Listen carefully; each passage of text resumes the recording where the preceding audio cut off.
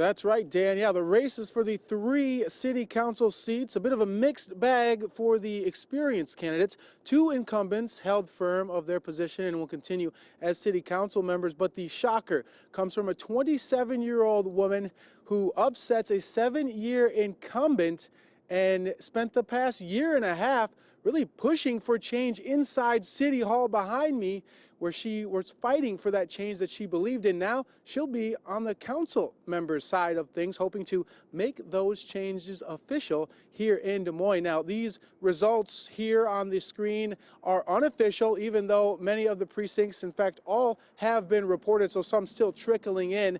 But so far, there are still votes coming in for the at-large city council race, but incumbent Connie Boesen leads challenger Justin Lewis 54% to 45%. Some votes also still coming in with the Ward 3 situation there, where incumbent Josh Mandelbaum has a strong lead on the field. Mandelbaum with 66% of the votes. Challenger Corey McAnally with 20% and Brandy Weber with 12%. Ward 1, as we mentioned, the surprise here, 27-year-old Indira Shoemaker with receiving 46% of the votes. 7-year incumbent in Ward 1, Bill Gray, receiving 36% of the votes. Marcus Kanan also received 6%.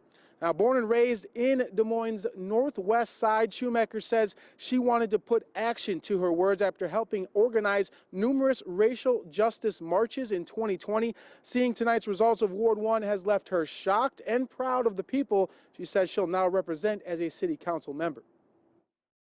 And I have a strong sense of justice and what I believe in is right and wrong. So I'm not worried about that. I do think, however, that the institution is intended to quell things like this, to quell change and dissent. It makes it hard.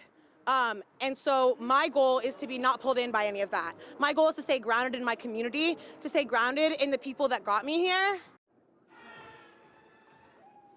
Inside Mars Cafe in Des Moines' Drake neighborhood by Drake University, Shoemaker discussed being muted, as she said, at city council meetings for trying to voice her opinions. And so that's what she's talking about with her voice being quelled. But she has very little political experience except for organizing marches with the Black Liberation Movement after the death of George Floyd, fighting for racial justice. She's been working with the BLM, and one of their main fights, which has become very public and a bit of a lightning rod, has been defunding the police. While that has become a buzzword and hot button issue, Shoemaker says her top priority is still to keep Des Moines safe for everyone.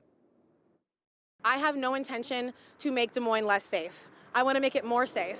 I think that my goal is to build up safety, build up justice, and build up a system where we aren't put in situations where we're in a hard spot, where people are going to do something that could be harmful, but we also aren't perpetuating violence and perpetuating trauma by then bringing in a violent force to tear apart our families, tear apart our communities, criminalize us for not having resources, for not having homes.